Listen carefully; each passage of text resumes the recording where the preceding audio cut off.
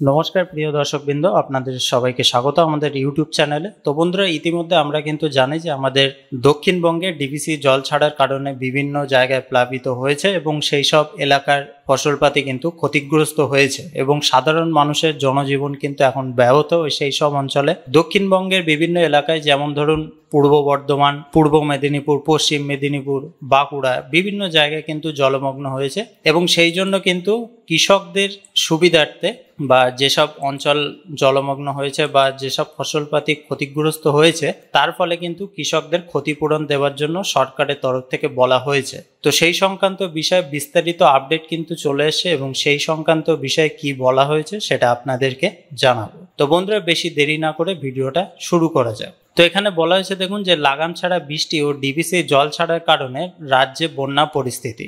দক্ষিণবঙ্গের বিভিন্ন জেলায় বহু মানুষ দুর্ভোগের মধ্যে পড়েছেন। সবচেয়ে খারাপ অবস্থায় কৃষিজীবী মানুষদের। লাগাতার বৃষ্টিতে সবজি চাষে ব্যাপক ক্ষতি হয়েছে। বিভিন্ন জেলায় ক্ষয়ক্ষতির পরিমাণ পর্যালোচনা করার নির্দেশ দিলেন কৃষি মন্ত্রী। রাজ্যকে কৃষকদের ক্ষতি পর্যালোচনা করতে দপ্তরের সচিবদের নিয়ে শুক্রবার বৈঠক করেন রাজ্যের কৃষিমন্ত্রী শোভনদেব চট্টোপাধ্যায়। মুখ্যমন্ত্রীর অভিযোগ, রাজ্যকে উপেক্ষা করেই লাগাতার জল ছাড়ার ফলে বানভাসী হয়েছে রাজ্যের 8টি জেলা। এক্ষেত্রে তালিকায় সেই সমস্ত জেলার নাম তালিকায় রয়েছে, সেগুলো একটা বড় অংশ মূলত কৃষি প্রধান অঞ্চল। এই দিনের বৈঠকে মূলত বিভিন্ন জেলায় ক্ষয়ক্ষতির পরিমাণ পর্যালোচনা করা হয়, কৃষি মন্ত্রী জানিয়েছেন। নিম্নচাপের পূর্বাভাস পেয়ে আগেই কৃষি দপ্তরের তরফ থেকে জেলা শাসকের মারফত এই 8 জেলার কৃষকদের সতর্ক করা হয়েছিল। এক্ষেত্রে কেউ কেউ আগেভাগে প্রয়োজনীয় সতর্কতামূলক ব্যবস্থা নিয়েছিল, তবে বন্যার ফলে বিপুল সংখ্যক কৃষিজীবী মানুষ অসুবিধার মুখে পড়েছেন। এক্ষেত্রে একাংশের ফসল মাঠে নষ্ট হয়েছে, আবার অনেক ক্ষেত্রে ফসল কাটার পরেও ক্ষতি হয়েছে। তো বন্ধুরা, বুঝতে পারছেন যে জেলা শাসকের তরফ থেকে কিন্তু সতর্ক করা হয়েছিল, কিন্তু হঠাৎ করে জল ছাড়ার কারণে বা অতিরিক্ত বৃষ্টি হওয়ার কারণে কৃষকদের যে ফসলপাতিগুলো ছিল সেগুলো কিন্তু মাঠেই নষ্ট হয়ে গিয়েছে অনেক ক্ষেত্রে, এবং কিছু কিছু ক্ষেত্রে কাটার পরেও সেগুলো কিন্তু ক্ষতি হয়েছে। তো তিনি আরো জানান, মুখ্যমন্ত্রী মমতা বন্দ্যোপাধ্যায় বলেছেন, বন্যায় ক্ষতিগ্রস্ত কৃষকদের বাংলা শস্য বীমা যোজনার ক্ষতিপূরণ দেওয়া হবে। বৈঠকে মূলত আমরা জানার চেষ্টা করছি যে কোন জেলায় ক্ষয়ক্ষতির পরিমাণ কতটা, যেহেতু অধিকাংশ জায়গাতেই এখনো জল রয়েছে, তাই ক্ষতিপূরণের পরিমাণ এখনই নিশ্চিত করে বলা সম্ভব নয়। রাজ্যের বন্যা পরিস্থিতি নিয়ে প্রধানমন্ত্রীকে চিঠি দিয়েছেন মুখ্যমন্ত্রী মমতা বন্দ্যোপাধ্যায়। কৃষি দপ্তরের তরফে বন্যা পীড়িত জেলাগুলি থেকে তথ্য সংগ্রহের প্রক্রিয়া শুরু হয়েছে। এই কাজ জেলা প্রশাসনেরও সাহায্য নেওয়া হচ্ছে বলেও জানিয়েছেন কৃষিমন্ত্রী। তিনি বলেন, আমরা এ বিষয়ে দ্রুত একটি রিপোর্ট তৈরি করে মুখ্যমন্ত্রীকে দেব। যেহেতু কৃষকরা রাজ্য সরকারের নিজস্ব ফসল বীমা যোজনার আওতায় রয়েছে, এক্ষেত্রে চাইলে কেউ নিজেরাই ক্ষতিপূরণের জন্য আবেদন করতে পারবেন না। এদিন দপ্তরের তরফে কৃষকদের সাহায্যের জন্য একগুচ্ছ নির্দেশিকা দেওয়া হয়েছে। আধিকারিকদের বলা হয়েছে, বন্যা কবলিত গ্রাম পঞ্চায়েতগুলিতে কৃষকেরা বাংলা শস্য বীমা যোজনায় ক্ষতিপূরণের জন্য আবেদন না করে থাকলে দ্রুত তাদের আবেদনের ব্যবস্থা করতে বলা হয়েছে।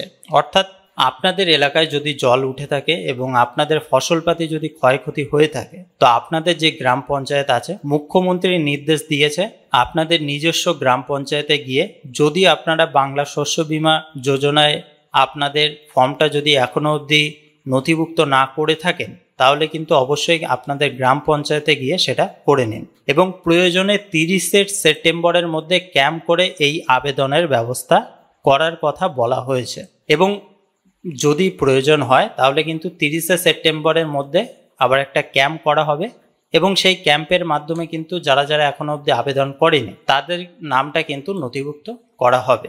আর তাছাড়াও বলা হয়েছে, দেখুন, যে গ্রামের পর গ্রাম প্লাবিত, ত্রাণ শিবিরের কয়েকশো পরিবার বন্যা পরিস্থিতি পরিদর্শনে মন্ত্রীরা। প্রত্যেক এলাকায় ক্ষতিগ্রস্ত জমির ফটোগ্রাফি ও ভিডিওগ্রাফি কভারের প্রয়োজন, তাও নিশ্চিত করতে বলা হয়েছে জেলা ভিত্তিক মনিটরিং কমিটিকে।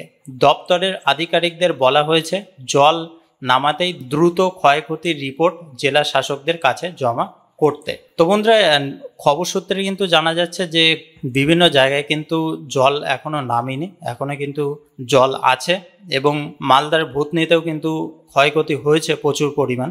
নদীতে জলের পরিমাণ বেশি হওয়ায় কিন্তু সেই সব এলাকা প্লাবিত হয়েছে এবং জেলা শাসকদের নির্দেশ দেওয়া হয়েছে এবং যেসব আধিকারিকরা আছে তাদেরকে কিন্তু বলা হয়েছে যে যারা এখনো অবধি বাংলা শস্য বীমায় আবেদন করেনি বা এই যোজনায় আবেদন করেনি তারা কিন্তু অবশ্যই 30শে সেপ্টেম্বরের মধ্যে গ্রাম পঞ্চায়েতে নিজস্ব গ্রাম পঞ্চায়েতে গিয়ে তাদের নামটা নথিভুক্ত করতে হবে। আর প্রয়োজন হলে 30শে সেপ্টেম্বরের মধ্যে ক্যাম্পের মাধ্যমে কিন্তু তাদের নামটা নথিভুক্ত করানো হবে। তো অবশ্যই আপনাদের ফসলপাতি যদি ক্ষয়ক্ষতি হয়ে থাকে তো অবশ্যই আপনারা কিন্তু আপনাদের নামটা বাংলা শস্য বীমা প্রকল্পের আওতায় নিয়ে আসুন, তাহলে কিন্তু আপনাদের যা ক্ষয়ক্ষতি হয়েছে সেই টাকাটা কিন্তু আপনারা খুব সহজেই পেয়ে যাবেন। তো আশা করি সম্পূর্ণ বিষয়টা বোঝাতে পেরেছি।